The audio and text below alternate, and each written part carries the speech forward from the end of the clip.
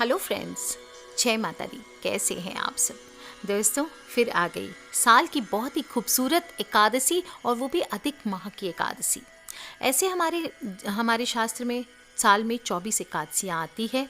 इस साल 26 एकादशियाँ हो रही है। एकादशी व्रत अधिक मास में भी रखा जाएगा, और इस साल ये व्रत 27 सितंबर यानी कि रविवार के दिन पड़ रहा है, और पुरुषोत्तम माह में पड़ने के कारण इस एकादशी को हम पुरुषोत्तमी एकादशी भी कहते हैं।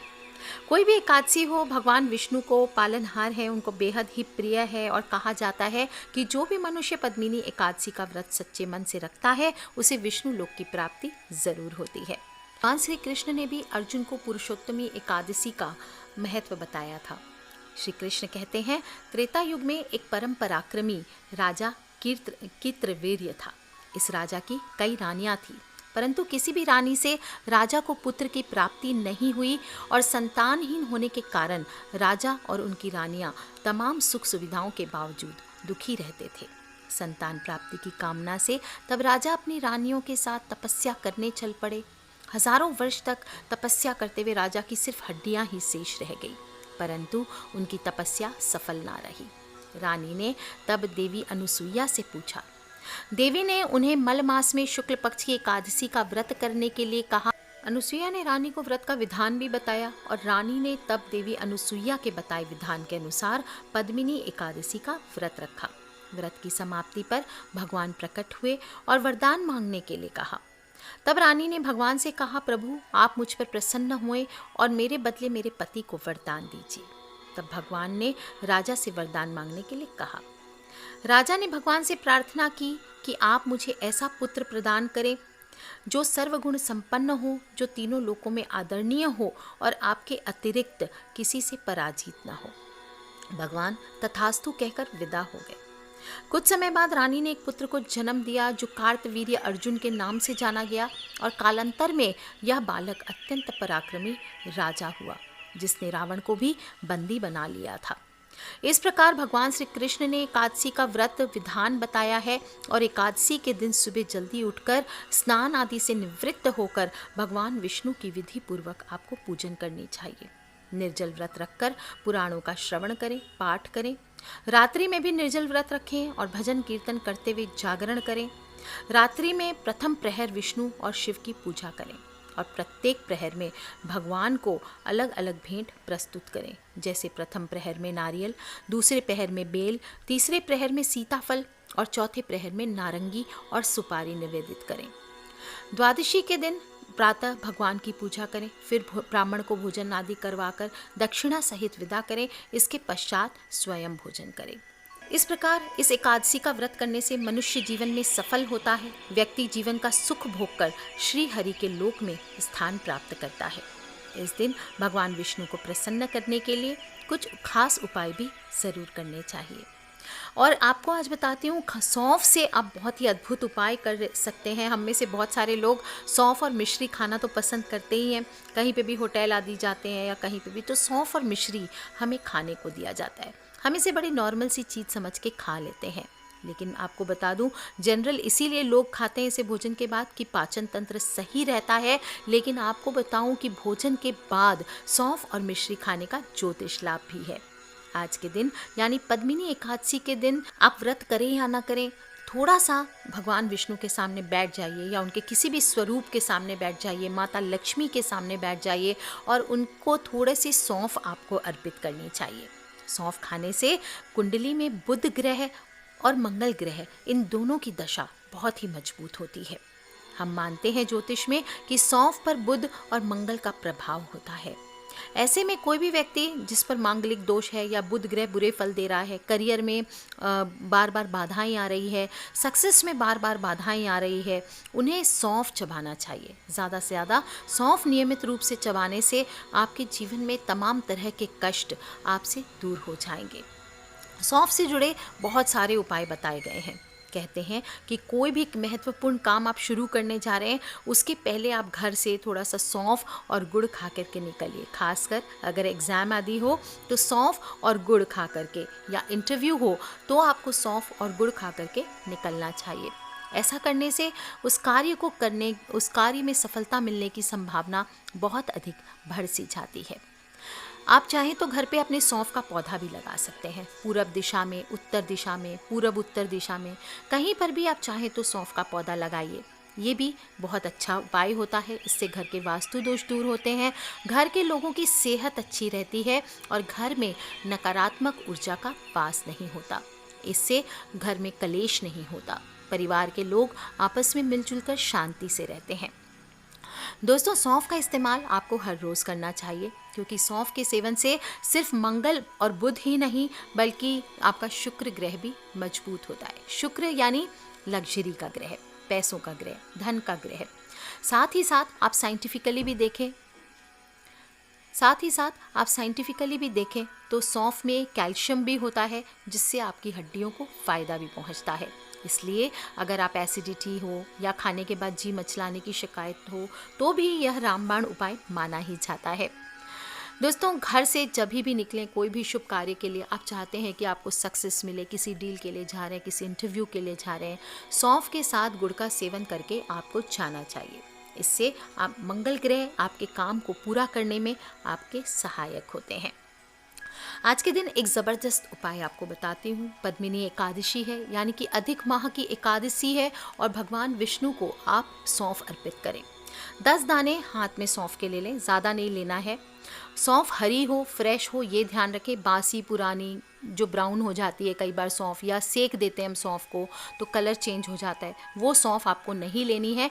कच्ची सौंफ के आपको 10 दाने लेने हैं और श्री हरि भगवान विष्णु और माता लक्ष्मी के सामने, या फिर श्री राम जी हों या विष्णु भगवान के कोई भी अवतार हो, कृष्ण अवतार हो, उनके सामने ये 10 दाने सौंफ के आप रख दीजिए।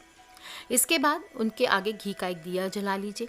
पूरब दिशा की ओर मुख करके आपको ये उपाय करना है। लाल या पीले आसन का प्रयोग करें, नीले और काले रंग के आसन ना प्रयोग करें, और फिर वहीं बैठ करके गीता जी के 11वें अध्याय का पाठ आपको करना चाहिए।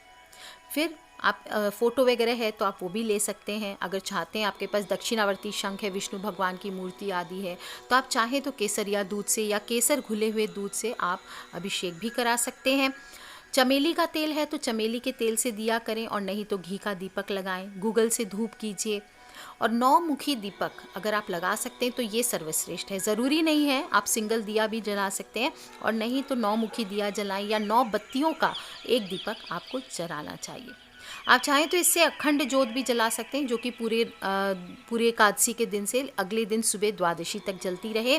इससे आपके जीवन में जो भी करियर में बाधाएं आ रही है, नौकरी में बाधाएं आ रही है, कोई भी आपका दुकान आदि है वो नहीं चल रहे हैं, या फिर कोई और कार्य है जो कि आपका बार बार अटक रहा है, बनते बनते काम आपका बिगड़ जाता है, तमाम तरह के दुर्भाग्य परेशानियां आपके जीवन में आते रहते हैं, तो इन सभी के लिए ये सर्वश्रेष्ठ उपाय होता है। जो भी आप करेंगे, दिया जला करके आपको भगवान विष्णु को, या जो भी मूर्ति है, जो भी देवता का आप स्मरण कर रहे हैं, उनके आगे आपको एक ऋतुफल या कोई भी भोग आपको ज़रूर रखना चाहिए। आप चाहें तो खीर भी, केसरिया खीर भी भोग लगा सकते हैं, लेकिन ध्यान रखें खीर आपको नहीं खाना है। ऐसा नहीं कि भोग बनाया है तो आप एकादशी के दिन चावल खाएंगे। या तो आप ताल मखाने की खीर बनाइए, या फिर आप चावल की खीर बनाते हैं तो वो आपको दान कर देनी है, लेकिन आपको नहीं खाना है। आपके पास लाल चंदन की माला, पीले हल्दी की माला या फिर रुद्राक्ष की माला है तो उससे आपको एक माला का जप करना है। ओम परब्रह्मणे महाविष्णवे नमः, इस मंत्र का आपको जप करना है। इसके बाद आपको एक आरती जैसी करनी है। 2 कपूर की टिक्की लेनी है, और वो जो सौंफ आपने रखी थी भगवान विष्णु के सामने, उसको आपको इस कपूर के साथ जला देना है। आप चाहें तो गोबर के कंडे हैं तो उसके साथ भी आप ये धुआं कर सकते हैं। पूरे घर में धुआं दिखाएं। आप देखेंगे ये चमत्कारी उपाय आपके दुर्भाग्य से आपको मुक्ति ज़रूर दिलाएगा। आकस्मिक बाधाओं से अगर आपके जीवन में मुश्किलें आ रही है तो इससे भी मुक्ति हेतु ये सर्वश्रेष्ठ उपाय माना जाता है। दोस्तों, आज के दिन हो सके तो भगवान विष्णु को सौंफ आप भोग लगा करके भी परिवार में प्रसाद के तौर पे भी बांट सकते हैं। इससे भी आर्थिक समस्याओं का अंत होता है, इससे भी धन संपत्ति में वृद्धि होती है। आपको बता दूं कि जिन लोगों को शनि की 7.5 चल रही है या ढैया चल रही है, वो लोग भी आज के दिन सौंफ का उपाय कर सकते हैं। इसके लिए आपको सौंफ लेना है, थोड़ा सूरमा, अगर काला सूरमा है, काले तिल है, और थोड़ा सा लोद मिला करके आपको इस जल से स्नान करना चाहिए। ये भी आपके लिए आज के दिन बहुत लाभकारी माना गया है। इस उपाय से कुंडली में अगर शनि दोष है या शनि ग्रह की महादशा है या पनौती है या कोई भी आपकी शनि की कुदृष्टि है तो वो सभी इससे दूर हो जाते हैं। कुछ ना भी कर सकें तो 100 ग्राम सौंफ ले लीजिए, एक लाल कपड़े में बांध करके आप अपने तकिए के नीचे रख सकते हैं। आज की रात ये रख दीजिए और कल सुबह आप इसे बहते जल में विसर्जित कर दीजिए। चाहे तो अपने घर के बेसिन में, वॉश बेसिन में या फिर कमोड में भी आप इसे विसर्जित कर सकते हैं। कोई नाला है तो वहाँ डाल सकते हैं या फिर किसी मंदिर में आप चढ़ा करके आ सकते हैं। बहुत ही छोटे छोटे उपाय हैं, बहुत ही खास एकादशी है, पद्मिनी एकादशी है। और पीपल की वृक्ष की पूजा करना, तुलसी पूजन करना, ये सभी सर्वश्रेष्ठ बताए गए हैं। पीपल के वृक्ष में ऐसे भी भगवान विष्णु का वास बताया गया है, इसलिए आज के दिन पीपल के वृक्ष का पूजन ज़रूर करें। मीठा दूध चढ़ाएं, एक दिया जलाएं, 9 बाती का दिया वहाँ भी जला सकते हैं, उसमें भी सौंफ जला करके आप आरती कर सकते हैं। इस प्रकार से आपको पूजन करना चाहिए। पीपल का पेड़ ना भी हो तो घर घर में तुलसी का पौधा होता है और तुलसी के आगे शाम के वक्त दिया ज़रूर जलाना चाहिए। आज के दिन आप जो भी भोग लगाते हैं भगवान विष्णु को, उसमें तुलसी पत्र ज़रूर डालना चाहिए। लेकिन ध्यान रखें, आज के दिन तुलसी पत्र तोड़े नहीं जाते हैं, ना ही आज के दिन तुलसी में आपको जल देना चाहिए। हाँ, शाम के समय आप दिया जलाइए, 11 परिक्रमा कीजिए और भगवान विष्णु और माता लक्ष्मी का आशीर्वाद इससे आपको प्राप्त होता है। ओम नमो भगवते वासुदेवाय, इस मंत्र का जप आपको पूरे दिन ज़रूर करना चाहिए। और दोस्तों, कोई भी पूजन हो, कोई भी त्यौहार हो, कोई भी उत्सव हो, हमारे देश में दान का सबसे बड़ा महत्व बताया गया है। और दान हर धर्म में बताया गया है कि दान करना सर्वश्रेष्ठ है। इसलिए आप जब भी अगले दिन द्वादशी की सुबह पारण करेंगे तो आपको दान दक्षिणा ज़रूर देना चाहिए। इससे आपकी हर मनोकामना पूर्ण होगी। अपनी इच्छा पूर्ति के लिए गरीब ब्राह्मण हो, कोई भी गरीब पर्सन हो, उसको आप थोड़ा सा भोजन कराइए, थोड़ा सा अनाज दान दीजिए। और इस प्रकार से आपको एकादशी का पालन करना चाहिए। एकादशी के दिन ब्रह्मचर्य का पालन करें, पति पत्नी संग ना करें, झूठ ना बोलें, क्रोध ना करें, आप किसी भी प्रकार की आप गलत चीज़ों में संलिप्त ना हो। आपको इस दिन चावल नहीं खाना चाहिए, जौ नहीं खाना चाहिए, ये इन चीज़ों को खाने की मनाही होती है। जो लोग भी व्रत करना चाहते हैं व्रत कर सकते हैं, एक समय का फलाहार करके या दोनों समय आप फलाहार कर सकते हैं। लेकिन आपको अनाज में गेहूँ चावल ये नहीं खाना है, इस बात का ध्यान रखिए। इस प्रकार से दोस्तों, बहुत ही खास एकादशी है पद्मिनी एकादशी, अधिक माह की एकादशी। और कहा जाता है कि 24 एकादशियों को करने का जितना फल प्राप्त नहीं होता, उससे कहीं ज़्यादा फल इस एक एकादशी के व्रत को करने से होता है। तो आप भी कीजिए और आप भी अपने घर में छोटा सा सौंफ का उपाय करके घर में सुख समृद्धि का आगमन कर सकते हैं।